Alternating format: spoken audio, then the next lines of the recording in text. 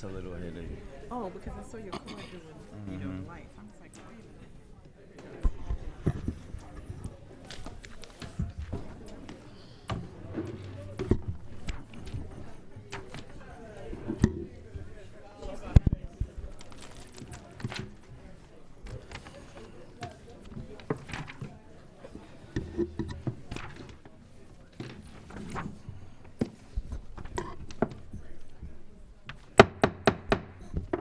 Good morning. The January 22nd, 2020 Board of Estimates meeting is now called to order. In the interest of promoting the order and efficiency of these hearings, persons who are disruptive to the hearing will be asked to leave the hearing room. Meetings of the Board of Estimates are open to the public for the duration of the meeting. The hearing room must be vacated at the conclusion of the meeting, and failure to comply may result in a charge of trespassing. But, Madam Deputy, I'm going to call you in a second, but before I do that, it's something that I have to say. Today is January the 22nd, and we've already had 21 homicides in Baltimore City. We had a double homicide last night. We had a young man who was a football player at Dunbar shot as he was leaving the basketball game from Dunbar High School. In the past week, we've had 8 homicides since we were in the Board of Estimates. Something's wrong. We had a police officer kicked and dragged. Something's wrong. And something's clearly broken and not working. And I know that everyone's trying their best, but we have to do more. We have to do more. We come in these meetings. I know we don't normally talk at these meetings, but what we're doing is not working. So just know, every time every agency comes here and I ask you questions and I ask you how this is going to benefit people in Baltimore and young people in Baltimore in particular, it's not personal. But it is personal for me and for the people that live in Baltimore City. Just last week, we heard from a group of young kids who used to be squeegee kids, right? And we all agreed that we should defer that item, hoping today that we would hear how some agreement was came to so that those young men would stay off the corner from being squeegee kids. But now that item's not on the agenda, it's been pulled off. That's unacceptable. And we have to understand that everybody has to work together every day to get to the root of this issue if we're truly going to do it. So just know that that's how it's going to be. Every time someone comes, they're going to ask, how is this going to benefit people in Baltimore City? Because I think I'm tired. I think we're all tired. And before we go any further, I just want to hear from Mr. Raymond from Finance about why that item's not on the agenda.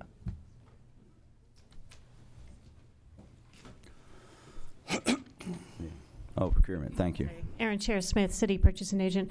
We pulled that from the agenda, and we asked to do that so that it could be read out, so that everyone was aware of what the plan was. We are going to put that out to bid, but we're going to work on the workforce development program and use it as a test for the smaller contracts with this program included.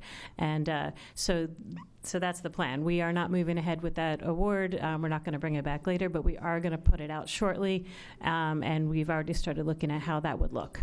Well, Madam Comptroller, were you made aware of that? No, but we weren't made aware of that. Well, I was assuming that I would be asked to explain it on the records. Well, no, it's no assumption. If you pull it from the agenda, you should tell us right then and there why you're pulling it from the agenda.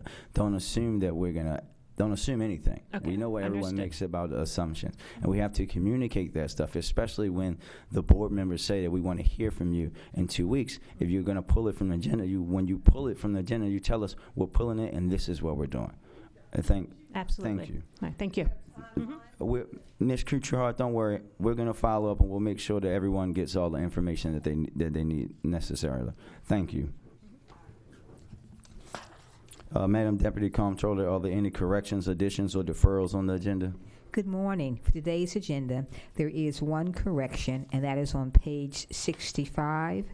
At the top of the page on the Bureau of Procurement, there are 2 paragraphs there for MBEW participation, and those 2 paragraphs should be deleted, as that item is not on the agenda at this time. We have one item that's being withdrawn, and that is pages. I know that. Thank you. We have one item that is being withdrawn, and that is for pages 62 to 63. Item number 8. In addition, we have one item that's being moved to the non-routine agenda, and that is page 43. I have the following abstentions to report. The Honorable Mayor Young will abstain on page 35, and on page 79, item number 3.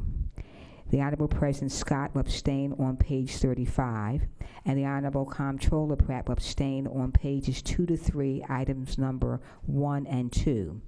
In the absence of Mr. Rudy Child, Director of Public Works, Mr. Matthew Garbach, Deputy Director of Public Works, will sit and act on his behalf.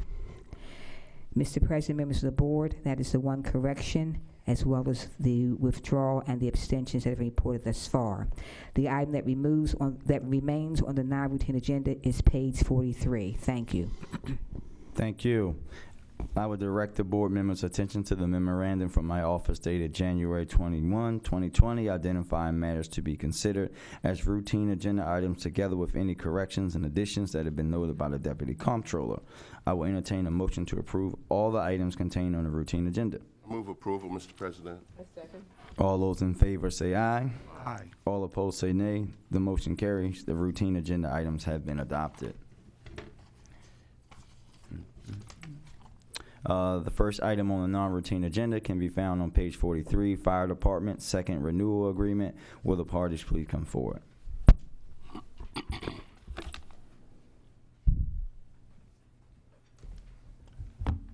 Mr. President, my name is Niles Ford, Fire Chief. Hi, I'm Chief, pull the mic up some. Chief James Matz. This is a regular renewal for medical oversight for our EMTs, paramedics, call takers, and dispatchers for all practical purposes. This is an ongoing process. We've had this relationship with University of Maryland Medical Center since 1996, actually.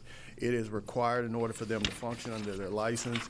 This is just a regular renewal process, and so it's going through the normal process to get us to this point. And Chief, you were saying earlier that there was a delay. The delay was Yes. The delay was related to the spyware. When we had the cyber attack, a lot of our data and a lot of our information went down, and not just the information from this contract, but the reminder that pulled up to tell us to work on the contract. And that was the delay in this process. Thank you. And Chief, also, can you, for the public, go a little deeper about what this does and how the certification benefits the department and puts you in line with other departments around the region and around the country? Absolutely. I'd like Chief Matz to talk about that. Sure. So as Chief Ford had said, it's actually a COMAR mandate that all MSOPs, it stands for EMS Operational Programs, through the state are required to have medical oversight. There's a lot of requirements. They have to be a Maryland emergency physician. A lot of jurisdictions throughout the United States have full-time medical direction. At this time, we actually have 3 part-time medical directors that we're able to leverage for 8 hours each per week. So it's three 8-hour shifts per week. Places like San Antonio have 3 full-time medical directors. Houston actually has 7. The medical directors actually provide medical oversight to our roughly 1,500 members. We actually work underneath their license, and they make sure that we're following in compliance with our protocols, regulatory. They look for program evaluation and patient outcome to make sure our treatments are falling in line and improves the care we provide to the citizens and visitors of Baltimore City. Thank you. Do you guys know, for clarification purposes, let's just say Philadelphia and Washington, D.C., how many medical directors those departments have? I have to double check. I think Philadelphia has 2, and D.C. I know definitely has 1 full-time medical I'm director. aware of DC's one director. I One don't think- medical yeah. director. One director? And have we ever had more than 1 full-time, or it's just always been 1 full-time? We've never had a full-time. Never had a full-time? We moved up to 3 part-times a few years ago when we started going into things like mobile integrated health, community paramedicine, and population health, and some of the things we're trying to do proactively to provide better service to the citizens, and also to kind of try to reduce the call volume on the system, because we have probably the second busiest EMS system in the country.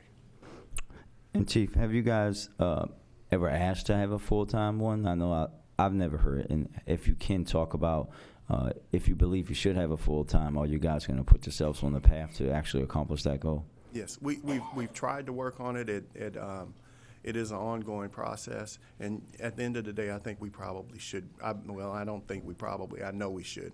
But even after we add that one, we know that we would be in the position where we probably have to have part-times. But we have to be very sober about the related expense to have the one. It is going to be expensive. Well, have you guys done a cost analysis about how that would be versus the multiple part-time individuals? I wouldn't And say- why, and the second question, why haven't you been successful in getting a full-time one before? I wouldn't say. Even if it predates you, I understand. Yes, I wouldn't say we've compared and contrast. We've looked at other municipalities specifically to see what they've gotten out of it and the expense related to it, because it's not just the salary. There's a lot of dynamics. There's a lot of legal dynamics involved with it. And us going under the umbrella of University of Maryland has been very helpful for us, for the city. So it's something, if we decide to do, we need to be very deliberate about it. I'm sorry, the cost alone for a physician about 10 years ago, an attending is like a standalone physician in an emergency room. 10 years ago, a starting attending was making $270,000 a year, not to mention the medical malpractice you have to carry with that. That's why it's more advantageous for us to leverage the system. Thank you. And Chief, last question, but unrelated. Just wanted to make sure, I know we had an incident yesterday with one of the firehouses being hit with a bullet. Just making sure that all the guys and girls there are okay. All are doing well. I went over there right after the event, contacted the mayor. Mayor and I talked. I went over there right after the event, and they are. No one's harmed. They're all of good spirit. They understand what their calling is, and we're trying to make a difference in the community, sir. Thank you. All the questions. I will entertain a motion for this item. Mr. President, may I have just one moment? Mr. Chief, I just want to take this opportunity to let you know, on behalf of all the people, how much we appreciate the work your EMTs are doing. The law department has been called upon in the last year to defend the men and women who are real heroes, and we've been successful in defending them, and I just want to express appreciation for the work they're doing. Thank you, sir. They are true heroes. Thank you, sir. Thank you, Mr. President. I would move approval of the item on the non-routine agenda. A second. All those in favor say aye. Aye. All opposed say nay. The motion carries. As there is no more business before the board, we will recess until bid opening at 12 noon. Thank you.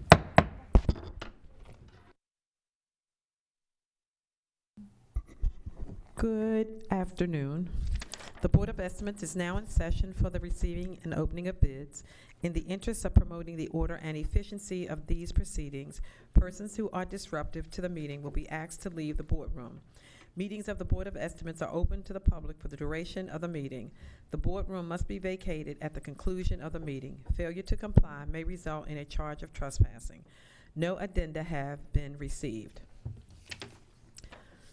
The first item is from the Bureau of Procurement, B50005999, electric vehicle four-door sedan with a bid bond.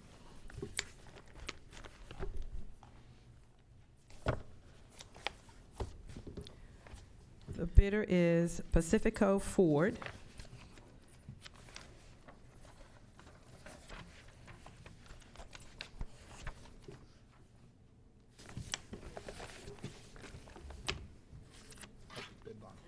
With a bid bond, total dollar amount, $93,850. $93,850.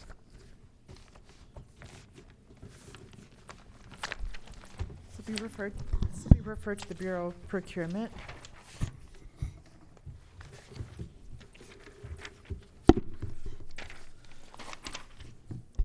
The next item is the Bureau of Procurement, B50005989, skid steer loaders with a bid bond.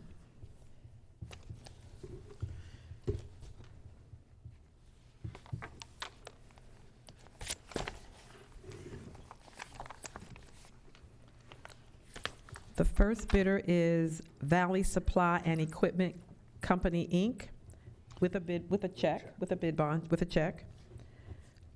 Total dollar amount, $88,132.72. $88,132.72.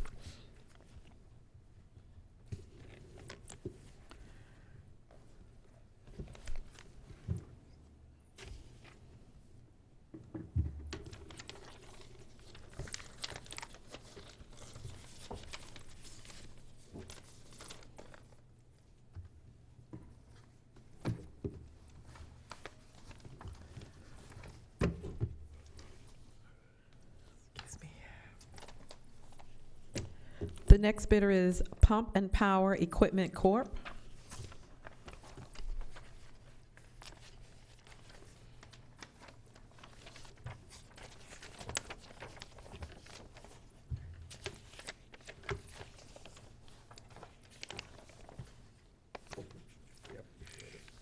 With a bid bond. Total dollar amount, $113,990. $113,990.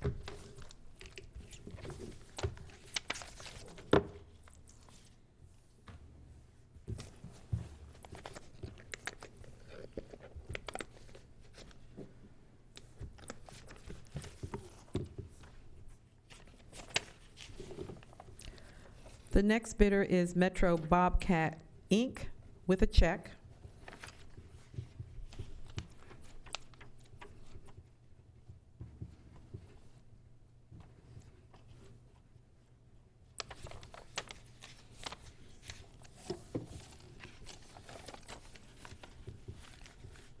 Total bid amount is $82,606.48. That's $82,606.48. Okay, these will be referred to the Bureau of Procurement.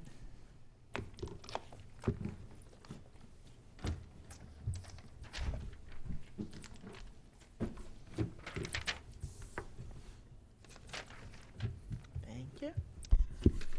The last item is the Bureau of Procurement, B50005945, 1-ton open utility body with a bid bond.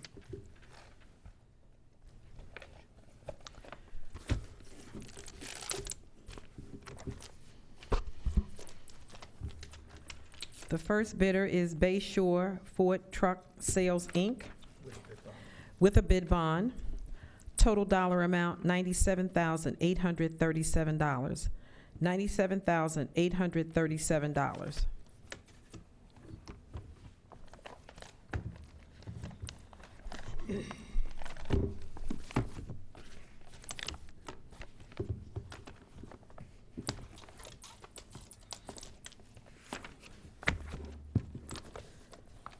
The next bidder is Pacifico Ford, Inc., with a bid bond. Total dollar amount, $96,602. $96,602. Okay, these will go to the Bureau of Procurement for review.